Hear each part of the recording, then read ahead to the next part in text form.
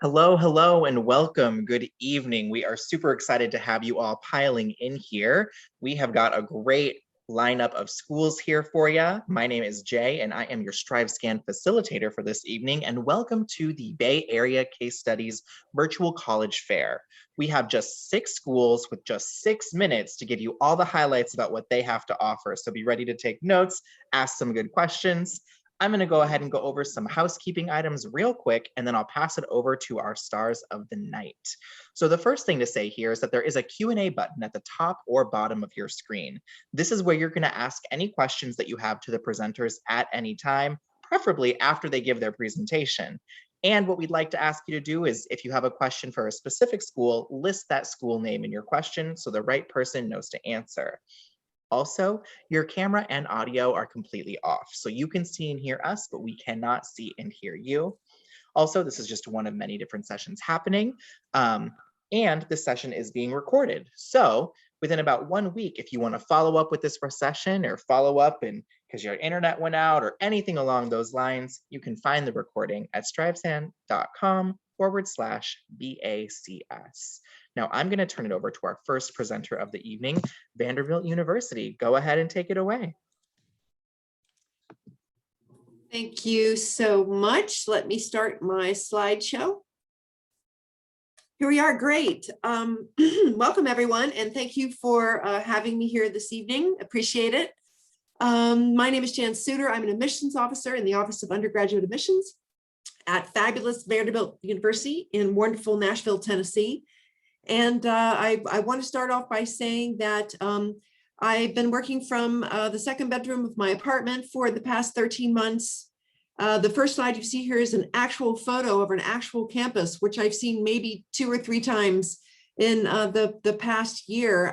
Really, really missing campus, missing the students, missing my colleagues, and absolutely missing seeing all of our prospective students and families and guidance counselors on our campus, hoping to get back to that really, really soon. But this is our campus. It's 330 beautiful connected acres located right in the middle of Nashville, Tennessee. So if you are looking for a wonderful, self-contained, pedestrian-friendly, walkable campus that's in the middle of an incredible, vibrant city, you've certainly got that. A little bit about Vanderbilt by the numbers. Our at a glance slide will let you position Vanderbilt in terms of the size and what are some of your offerings and students and all of that. We're considered to be a mid-size residential research liberal arts institution. We're a little bit bigger this year because we had students who were engaged in remote learning during the global pandemic, but typically we have about just around 7,000 undergraduates. If you add in our graduate students, we have about 6,000 of those, so maybe around 13,000 total students. But I'm with Vanderbilt University, which has an absolute focus on undergraduate teaching and learning.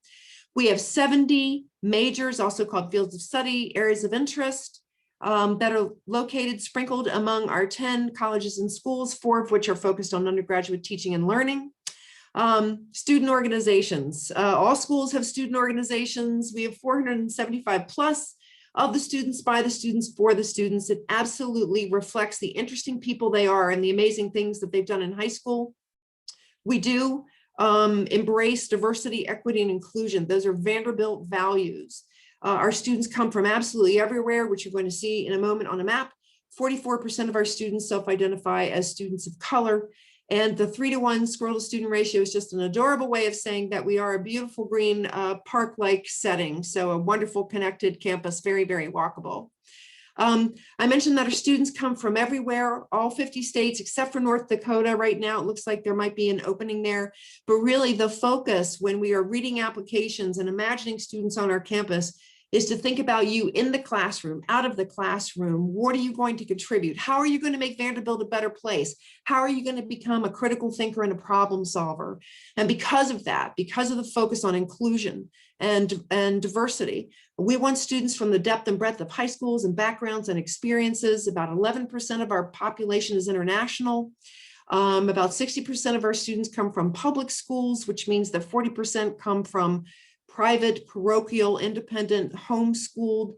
It's really about creating a community. It's about lifting and supporting all voices, celebrating differences, embracing the things that make us different from one another, really coming together on our campus in a lot of different and beautiful ways.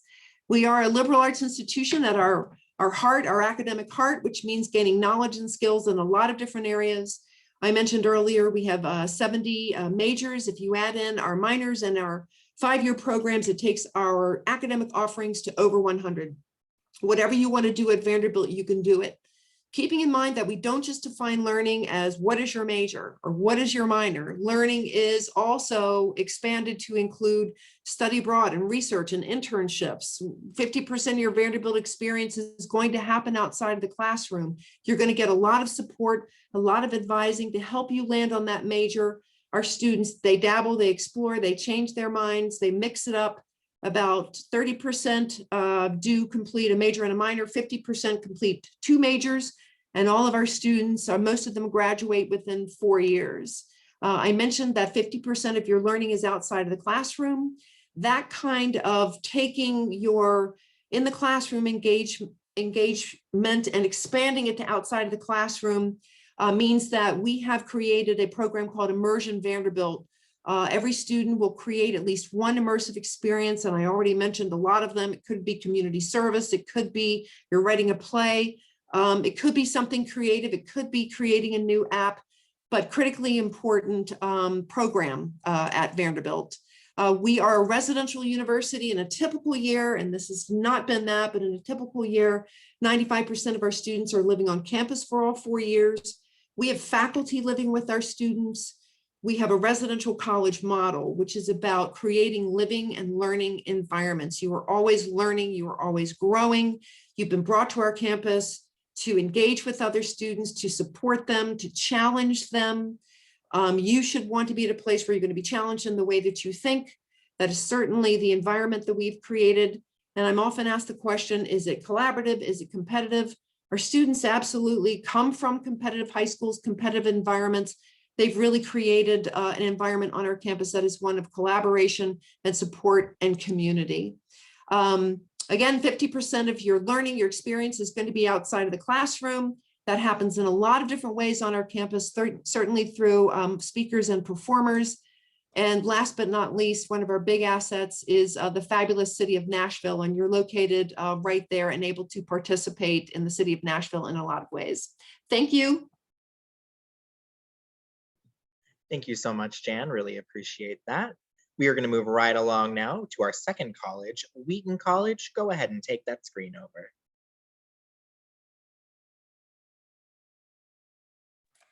Wonderful. Thank you so much for that introduction.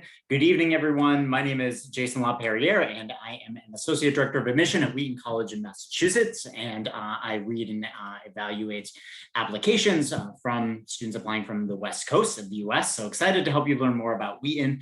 In a nutshell, we are a small private liberal arts college. We're home to approximately 1,700 students coming to us from across the country and around the world. Approximately 10% of our students on campus are coming from international locations. We're an undergraduate focused institution. We don't have graduate programs on our campus. So that means undergrads are front and center. You want to meet with your professors, they want to meet with you as well.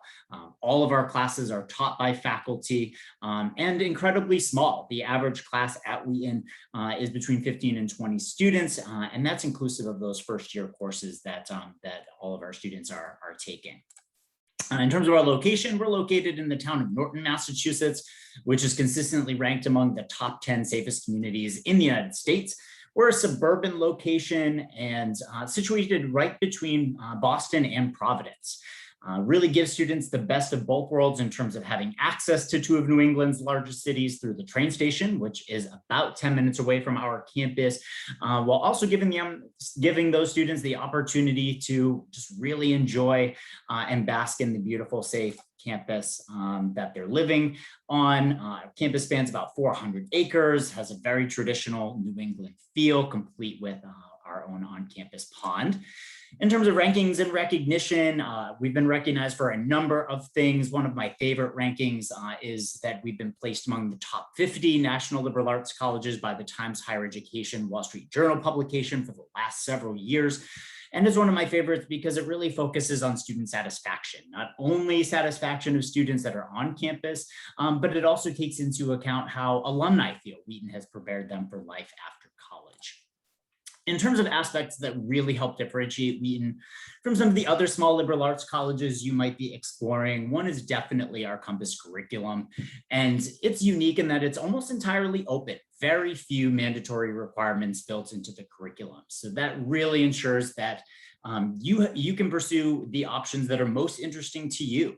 Students work really closely with faculty and academic advisors over their tenure at Wheaton to plan an educational experience that is tailored to them instead of simply completing a standardized set of general education requirements. So in terms of the general structure, the only 3 requirements that exist are the following. First, an interdisciplinary first-year experience course that you'll take in your first semester on campus. A sophomore year experience, which will be experiential in some way. It won't be a traditional class. It might be an internship, could be research or study abroad, but something experiential. And I'll get into why that's important in just a moment. Third and final requirement is that you have a major and complete the requirements for that major. There are a number of optional opportunities students can take advantage of, from honors programs to LEAP certificates, skills courses, but double majoring as well. We offer 100+ majors and minors. So because there are so many options, students have a difficult time choosing between their favorite subject areas. So about a third of our students typically double major. Right now, the top 3 most popular programs include business, biology, and psychology. So really highlights the breadth of areas of study that Wheaton has to offer. Another unique aspect of the Wheaton experience is that we guarantee every single one of our students a funded internship or research experience by the time they graduate, really by the time they reach their senior year. And that's called the Wheaton Edge program. 2 big promises coming through the Wheaton Edge. The first is that you will have a meaningful experiential learning opportunity by the time you reach your senior year. The other is that it will be paid. So if your internship sponsor isn't paying you, you will actually be compensated directly by Wheaton. The average 8-week summer internship compensated with a $3,000 stipend. In terms of students living on campus, in a typical year, 96% of our students are living on campus. We do guarantee housing for all 4 years. We have 19 residence halls as well as 16 student-run theme houses on campus, which I describe as clubs with housing. Really allows you the opportunity to live with people that share an interest with you, but also allows you to share that interest with the campus community through various programming that you might be sponsoring. So a range of housing options, as well as specialty housing, such as wellness housing, first generation floor, just to name a few. Because so many of our students live on campus, they really take advantage of that opportunity to engage and immerse themselves in campus life. 100+ clubs and organizations, 17 intramural and club sports. We offer 21 NCAA athletic teams at the Division III level. About a quarter of our students participate in varsity athletics, and we're part of the NUMAT conference, competing against schools like MIT, Mount Holyoke, and Babson, just to name a few. Our students do extremely well upon graduating. Happy to say that students are meeting success when they're leaving our campus. The majority of our students heading directly into that first job, although it is worth noting that about half of our students will enroll in a graduate program within 5 years of leaving Wheaton. In terms of the application process, a quick snapshot of the application process up there on your screen. We are a common application institution, and we are test optional and have been for over 25 years. In terms of deadline programs, there's a range, early decision, early action, as well as regular decision as well.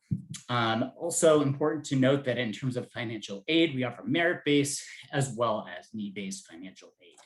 Hope that you check us out a little bit more, scan that QR code, or head to our website, wheatoncollege.edu.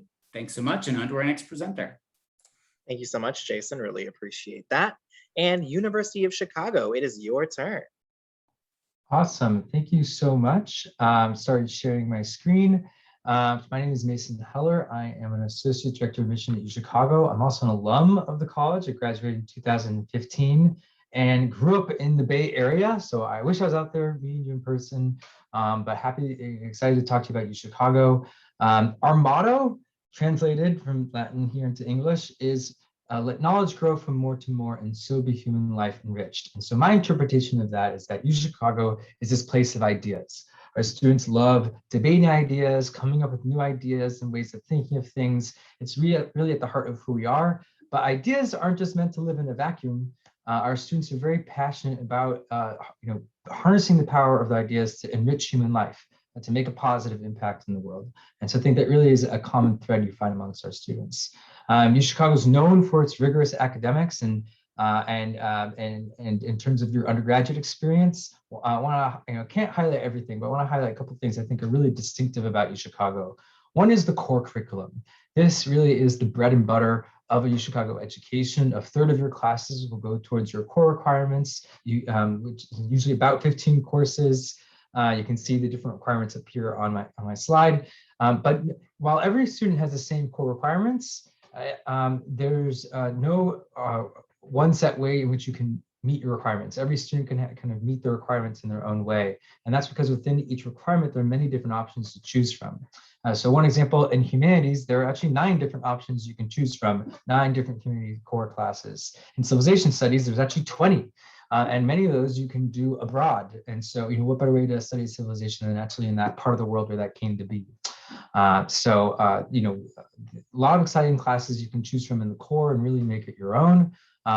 Second thing I want to highlight is, there really is this porousness between the college at UChicago, which every undergraduate student is underneath this, our singular college, and the rest of the University of Chicago. So we've got 7,000 undergraduate students, but we have 9 different professional graduate schools. We have a School of Business, of Law, Medicine, Public Policy, and several others. But every single one of our professional graduate schools has a major or minor in the college. So all of our faculty are invested in undergraduate students, and we've got 15 or so different joint degree programs. You actually earn a bachelor's and a master's in less time.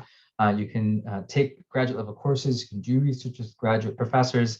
So you have the feel of a liberal arts college, but the access and resources of a major research university. So that's a little bit about academics. Another thing I want to talk about is life outside of the classroom. So I mentioned, we're a research university. 80% of our undergraduate students get involved with research, many even in their first year. We manage 3 national laboratories: Argonne National Lab, Fermi Lab, and the Marine Biological Lab in Woodsville, Massachusetts. We also have 160 research centers on campus. So, and research is not just test tubes and beakers. Any subject that's taught at Chicago, there's ways to get involved with research. And as bright as you all are, you're not in it alone. You have a dedicated academic and career advisor to help you navigate the curriculum, navigate the resources. One thing I want to highlight, I think sets UChicago apart, is our Metcalf internship programs. We offered over 2,700 paid internships last year through this program. These internships are just for UChicago students. Certainly not the only way that students do internships. There are quite literally tens of thousands of internships that students can apply for through career advancement. But these internships, they're just for Chicago students. They're paid.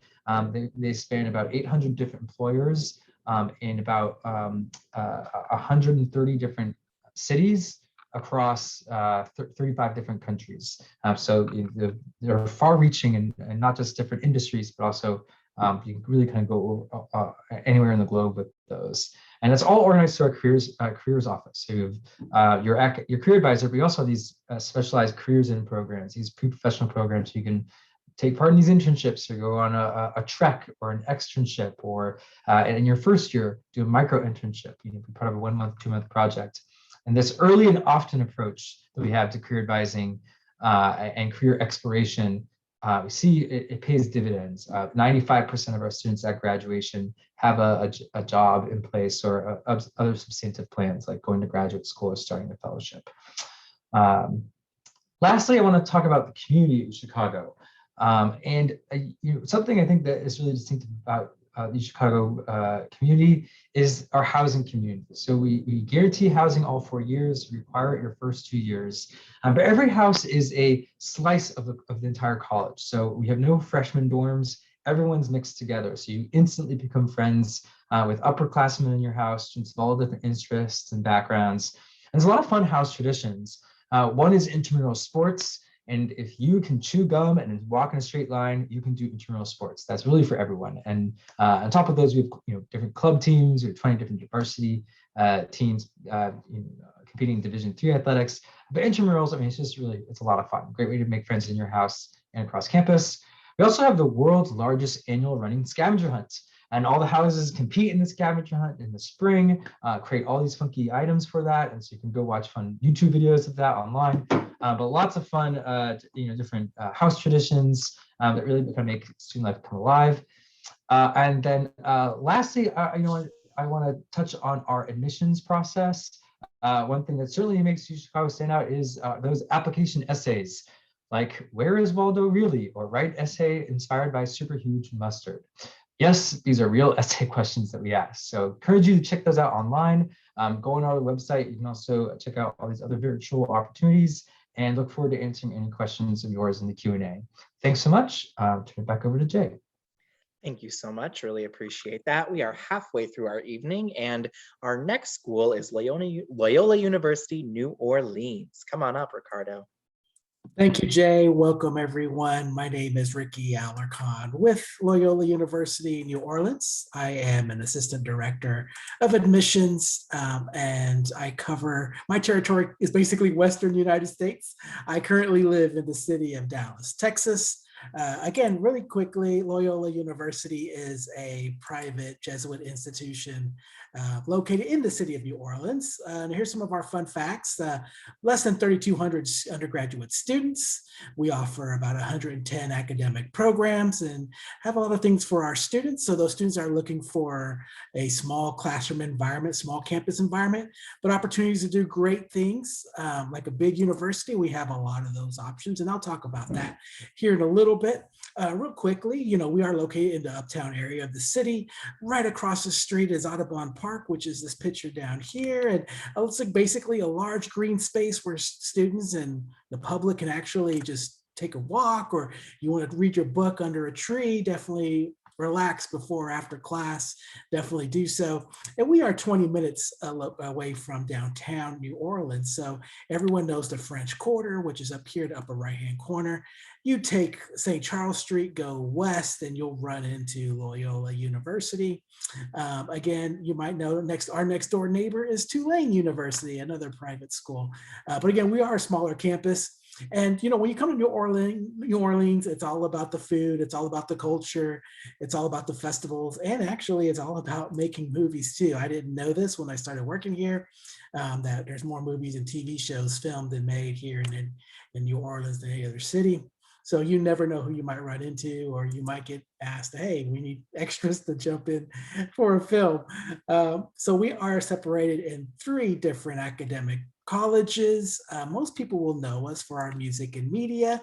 Out of that 3,200 students, about a third of them will be under here.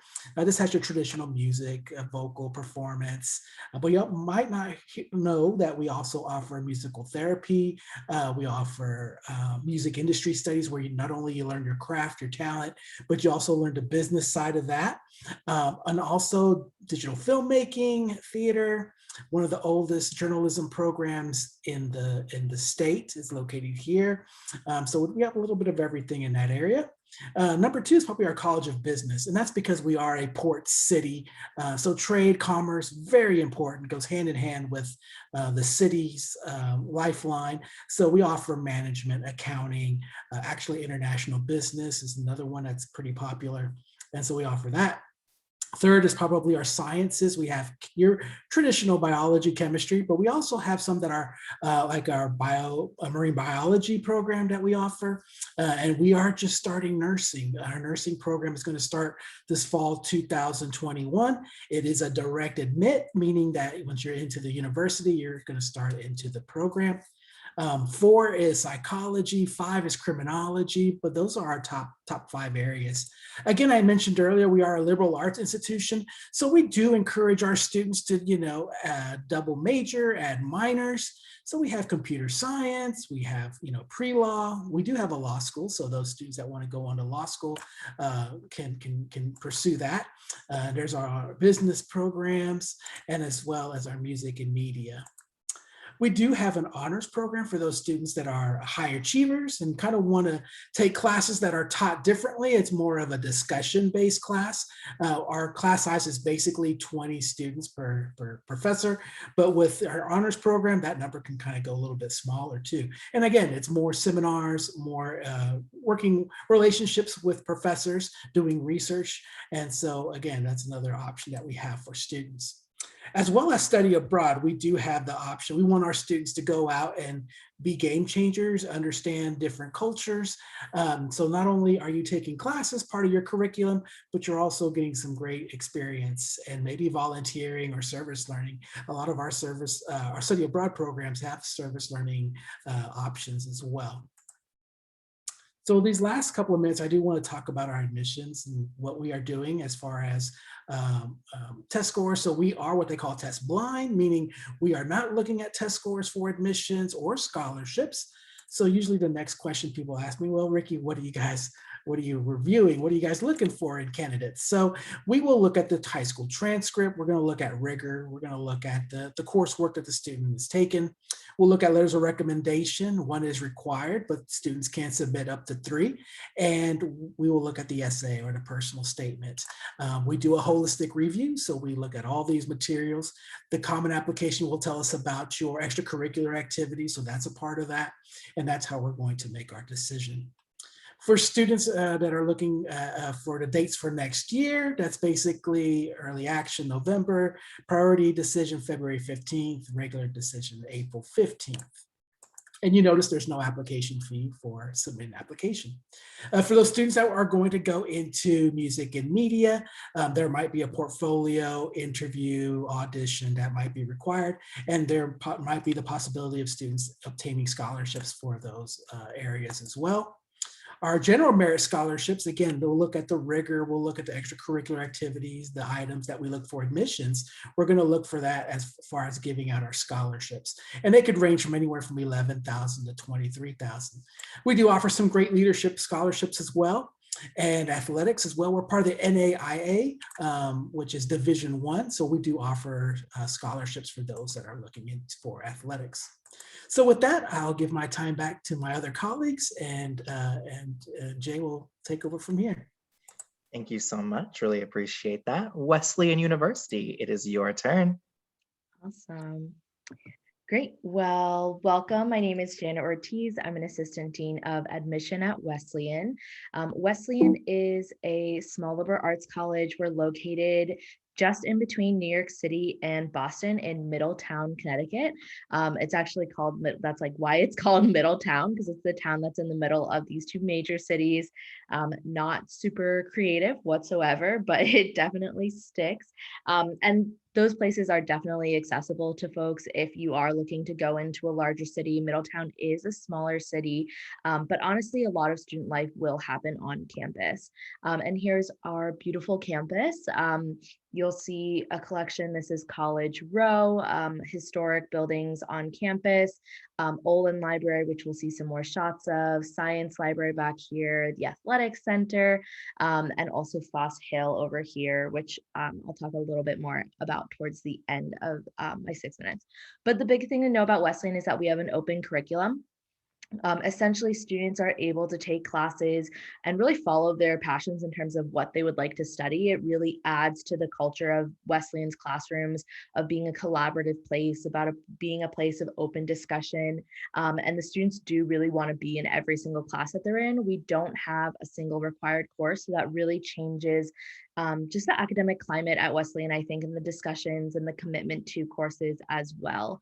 Wesleyan has small class sizes, typically student faculty ratios 8:1, 45 majors, about 1,000 classes to choose from each year. So there are a ton of options out there.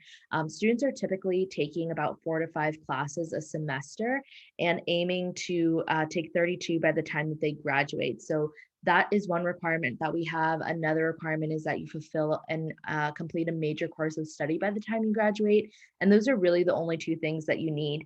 It's absolutely possible to double major at Wesleyan. About 40% of students will double major.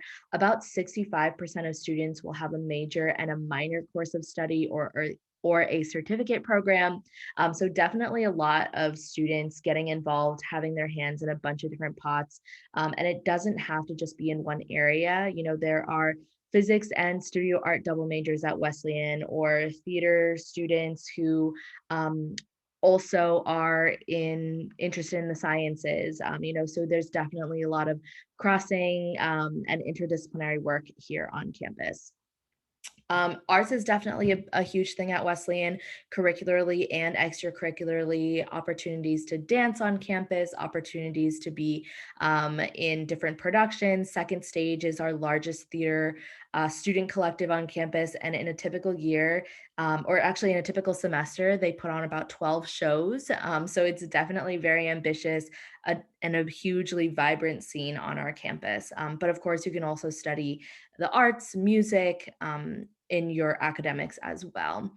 One of the resources that I like to highlight is always going to be the Resource Center. This is really just a multicultural center, a place where you can go for all sorts of things. Free printing, they do a coat drive every winter because it does get a little bit chilly in Connecticut. A nice picture of snow to remind all of you California folks that snow does exist. And just a selection of different events that they hosted last year to give you a sense of what goes on at the Resource Center. Here's a closer shot of Oldland Library, definitely a very beautiful place to study on campus. And then going into a little bit about housing, Wesleyan is a fully residential campus. Housing is guaranteed all 4 years, and 100% of students are living on campus. But one thing that's really cool is that as you progress through the years, there are different options that will open up to you each year. So in your first year, you're typically going to be living in a dorm, either in a single, double, or a triple. Second year, you might have the option to go into program housing, which is theme-based housing, like outhouse for students that enjoy the outdoors. There's full house for students that enjoy cooking. There's an international house for students that are from international communities or just interested in more about learning about international living. Usually in your junior year, you're going to be living in an apartment style, so 2 to 4 person apartments. And then what seniors usually look forward to is wood frame housing, which is really for mostly upperclassmen, 2 to 6 person houses, and you're really like living on your own. You'll have a porch, maybe a backyard. You'll cook and clean for yourself. So by the end of your 4 years at Wesleyan, we definitely hope that you're a little more self-sufficient and are really navigating those relationships with those around you and being part of the community. This picture right here is a row of senior houses with a communal backyard area. I know there's like a couple of volleyball nets back there. So definitely a cool opportunity to have one of these wood frame houses in your senior year and learn a little bit more about an independent lifestyle. Foss Hill, that I pointed out at the beginning of the session, is also kind of the focus point and literal center of campus. But you'll see all different kinds of things happen here, such as commencement, which we will be holding in person this year. You'll also see students on a nice day just hanging out, grabbing lunch, talking to one another, picnicking, basically spending all their time outside. On a day like today, it was 70 and sunny, and at Foss Hill, I'm sure it was super crowded because students definitely love spending time out there. Yeah, and then just another overview of campus. If you want to learn more, definitely go to bebrave.wesleyan.edu. Again, my name is Janet Ortiz, and I'll definitely share my email in the chat as well if you have any other questions. Thank you. Thanks so much, Janet. We are going to finalize our evening with this last presentation from Denison University.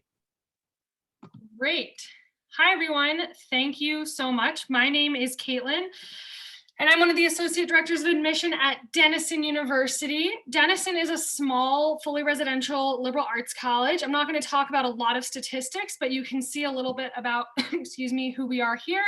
I will point out that we have about 2,300 students, so a little bit bigger than some schools here, but also certainly a little bit smaller. It's a really great size. I think you recognize people, but not everyone is all up in your business all of the time. We are also, as it says here, fully residential. So almost 100% of our students live on campus all 4 years while they are at Denison.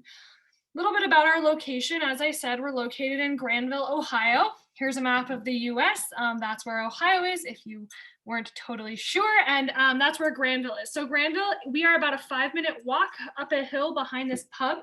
We are, excuse me, I'm sorry, Granville is a small Midwestern town, but it really feels to me more like a small New England style town. I always say, you know, if you know Gilmore Girls, it feels really Stars Hollow-y, just not around the gazebo, just in this straight line, but it's great family style town that students really love to take advantage of.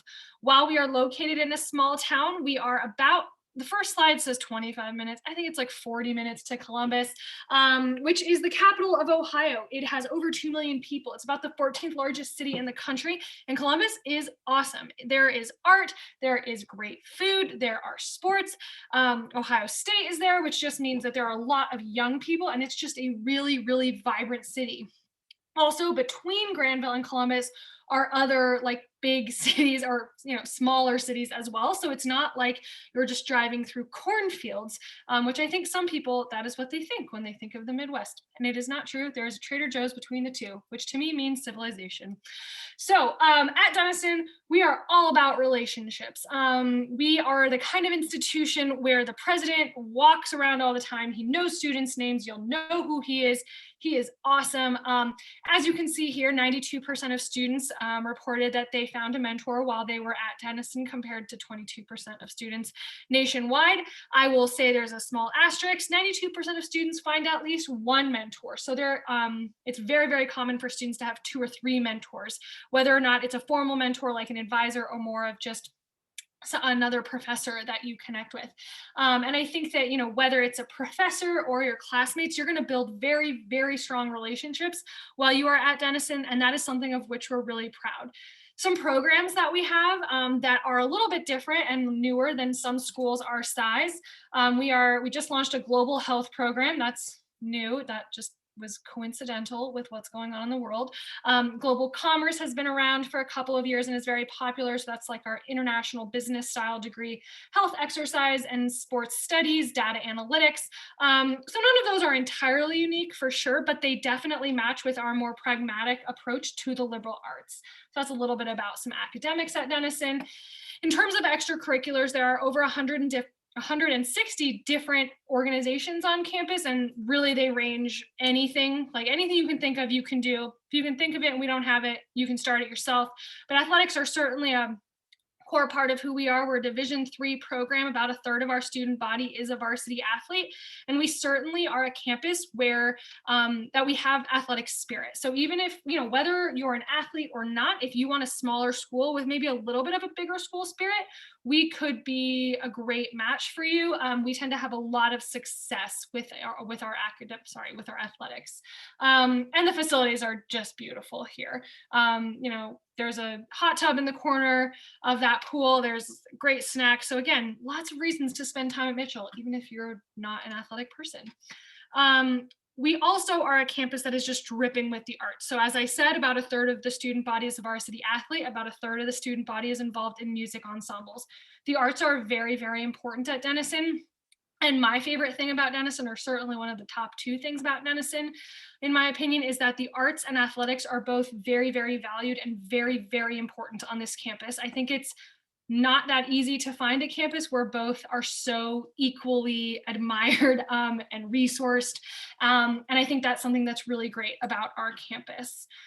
In terms of admission, you can read all of these pieces, but the things that I will point out is that we're test optional. We have been for over 10 years. We have no plan to change that. And we meet 100% of students' demonstrated need. Everything else here is similar to a lot of what my colleagues have said. some other kind of just updates. We have been open throughout this entire pandemic. So students have been on campus and it's gone very, very well, actually. We also are open for visits and are doing a lot of virtual things. So if you have any questions, happy to answer them. Thank you so much for being here tonight. I'm going to pass it back to Jay. Beautiful. Thank you so much. Really appreciate that. I'm actually going to share my screen and ask all of our presenters to come back up here because I've got a question for you that I think will be valuable for all of our people who are here live. So we're going to answer in the exact same order in which you all presented, but what advice as a professional would you give to someone going through the college search process? Vanderbilt, what would you say here? I would say that I advise students to think about this idea of fit. And fit can be defined in a lot of different ways, but it's coming up with a list of 5 or maybe 10 things that resonate with you in terms of looking at schools and looking at the places that are going to be your academic social home for 4 years. And fit, again, can be defined by, I think that in the top 3 should be cost and financial aid, really, really important. Academics, do they have the program that you want? Can you switch majors? What's that look like? What's the culture like? The environment? What about diversity? Is it rural, urban, suburban? The different ways that you can define that. Do your research, create a spreadsheet, be a little bit methodical about this, and certainly take advantage of the internet to do a lot of research. Great, thank you. Wheaton College? I would say be as organized as you can with the process. Coming from the perspective of somebody when I went through this, I won't tell you how long ago, but my parents were on top of me for the search process. And of course, because they were my parents, I was like, no, they don't know anything. I'm going to do it my way. And looking back, I wish I had been more organized. So that's my advice to you. Make folders in your camera app when you visit campus so that you can refer back to those. Make detailed notes somewhere and keep those notes organized. The last thing you want leading up to that May 1st enrollment deadline is to be wondering, wait, where did I see that great dining hall? Wait, how was this school's curriculum structured? Keep all of that organized in some way and it will make the process so much more enjoyable and less stressful. Great, thank you. University of Chicago, how would you answer this question? Well, I think a lot of the best things have been said, but I think one thing that I would advise, if I wasn't touched on already, to keep a level head in this process. Compartmentalize if you can. If you can pick one day out of the week to think about the college admissions process, and then the rest of the week, it's off limits. Parents can't bring it up, friends can't bring it up, right? So not every day needs to be about college admissions or about the college search. It is not everything.